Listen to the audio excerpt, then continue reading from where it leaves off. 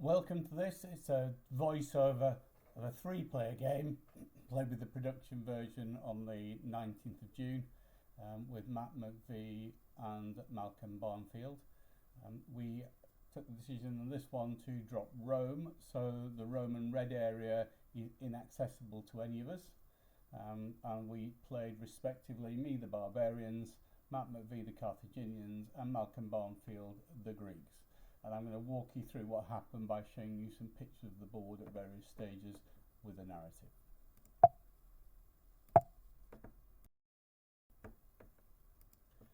So this is the situation at the end of turn 2. So the Barbarians taking me first I've sorted out London up at the top and taken Britain. I have put a couple of markets down at the ports which are going to help me to do trade. You can see those in the northwest sort of France area. I've worked my way down to the Pyrenees, and I've worked my way through and taken the northern bit of Italy, not going into the red shaded Roman area because we're not allowed. And I built a barracks with walling on one of them to make it rather defensible against the Greeks, and I've moved my way across east at the top. The Greeks have started working into Asia Minor. They've taken a fleet and sailed across to take Crete, so they can get Cretan archers, and they put a barracks there, so they'll be able to recruit Cretan archers from there. They put a road all the way from Athens up, which will allow fast movement of armies between Athens and the northwest Balkans, and you can see they've got 2 markets set up at ports, so they're ready to do some good trade there.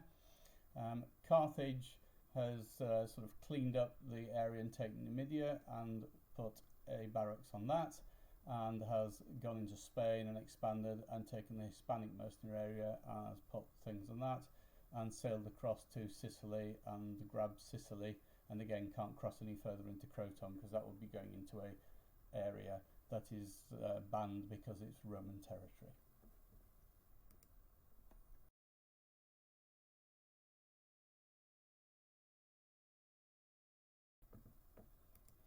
And so to a further turn on, my armies in the north have worked their way down and come back from Britain. I've now got 4 markets and I've interconnected them by road, so that's gaining me 4 gold every taxation phase. I've swept up some more territory and I've nipped over the Pyrenees and nabbed 2 and tried to negotiate an agreement that we treat the River Arbo as a borderline.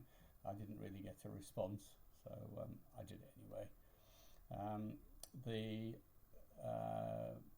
Barbarians over on the east have expanded out and got all the way over towards Scythia. Meanwhile, the Greeks have picked up the Scythian territory, but they actually lost an army taking another area. So they're down an army at the moment with the collapse. They've taken a little bit more in Asia Minor. They've crept up towards me on the Albanian coastline. Carthage has had its fleet at sea and has moved its army across to take Corsica and Sardinia. It's got a reasonable amount of development in Carthage. It's got walling, a barracks and markets. It's got a string of markets that are going to add to its trade income. It's also developed its trade fleet, and it's kept its army in Spain in the Hispanic area because it's looking rather weak. And I didn't do it any favours because I think I plagued it at this point and sought to get rid of it. So we've caused a bit of chaos there, and at the moment I think Carthage and I are about to clash.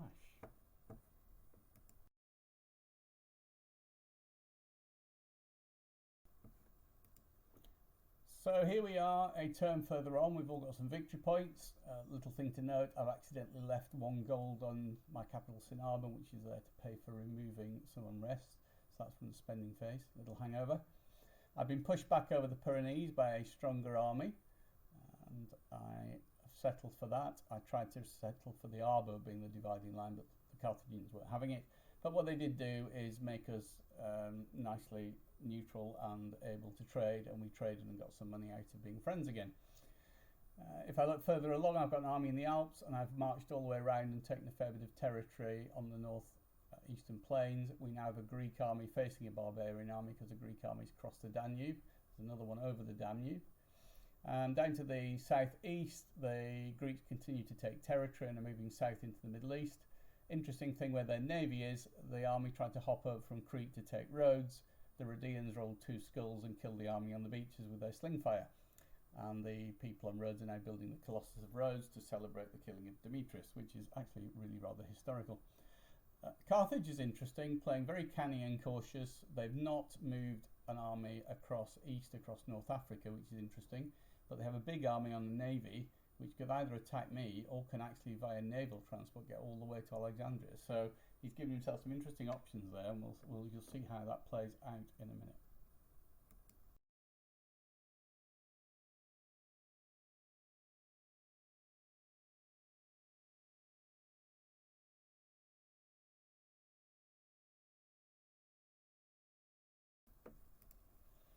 So here we go for the end position, and there's an awful lot happened for me to talk you through. Most of the action that really matters is in the west ultimately. So we'll start over there with a brief description and then return to it. So Hannibal appeared as a legendary commander and made it over the Pyrenees.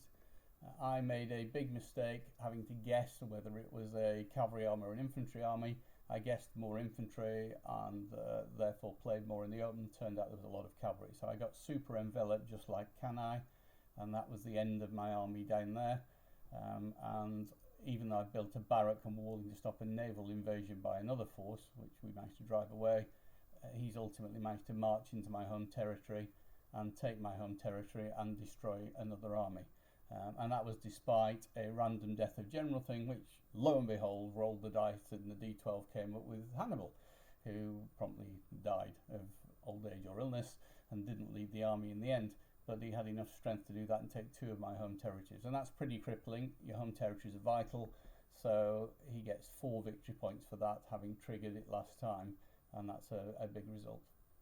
We did get a bit of revenge elsewhere. I got some on the Greeks. My army in the middle in the Alps is not large in number, but very well suited to fighting in terrain. It was attacked by 2 Greek armies, one of which is no longer on the board, because I played an ambush card which upgraded the terrain by 3 and fought them in some very difficult terrain, forcing phalangites even to fight in terrain, and we managed to destroy that Greek army as a result. A second attempt to kill me off by another army failed to kill me off. So I'm still sitting in the Alps, and I've driven the Greeks back into Greek territory. On the south east, we've had some interesting action. Greece tried to land an army on Rhodes a little bit earlier. That was quite fun. And the Rhodian slingers there rolled 2 skulls as mercenaries and destroyed the army on the beaches. So the people in Rhodes are building the Colossus of Rhodes in celebration of having killed Demetrius, which is a rather interesting historical moment. And further on, the Carthaginians had done very well and has destroyed the Greek army that was down in the Alexandria area. But as a result of doing that, it managed to force the army back onto some ships in the Mare Aegypticum. And we destroyed that with me doing a devastating fleet destruction with a deadly tempest. Now again, if you want to play this competitively at an event, I'd recommend dropping the 6 red event cards, because they're quite destructive, but they are fun. So we kept them in. That sank half the navy and sent half the troops to the bottom of the sea, and then Greeks sent two big fleets, each of 5 trireme cards, to go and take on the remaining 3 quinquireme cards, and in due course sank the lot and sent them to the bottom of the ocean, which would have been good longer term if we were playing a bigger game, longer game, but unfortunately doesn't get us any victory points off the Carthaginians. It just got some for the Greeks to do a bit of catch up. So the final scores are that Carthage triggered the 15, but did very well, knocking me out and rose up to 20. At the time they triggered at 15, I think I was at 13 and I managed to get to 16, and the Greeks finish on 12. So well done, Matt Hasdrubal McVeigh, since Hannibal died, for winning this game. He did a very good job, and particularly in tricking me about what type of army he had. My big mistake, looking back, my huge mistake, was not having more agents over near the Carthaginian side. I needed one there, and I need to use a very simple spy action. People forget to use them. I should have used a spy action to look at the army, and then I would have known that it was cavalry, and I would have actually used my ambush card on that side, and that would have wrecked that Carthaginian army, because we would have had cavalry having to fight in woods against barbarian warriors. So that was my huge error that ultimately cost me the game. Otherwise, we all did well. We did some good diplomacy, we did lots of good trade, and we're rattling through the money. Just another point, if you want to play to 20 or 25, it doesn't take a lot longer. It's one round for each of those steps, because by then you should be getting 3 victory points just from your economy, just from taxation. So you only really need one major victory or one enemy territory taken to get the 5 to leap from 15 to 20 or from 20 to 25. So it doesn't extend the game a lot. We worked out that combined with a bit of banter about the football, we played this game out in about 3 hours and 10 minutes, and would have worked to 20 in another half an hour actually, and to 25 in another half an hour after that. So it worked very well as a 3-player game. Enjoy.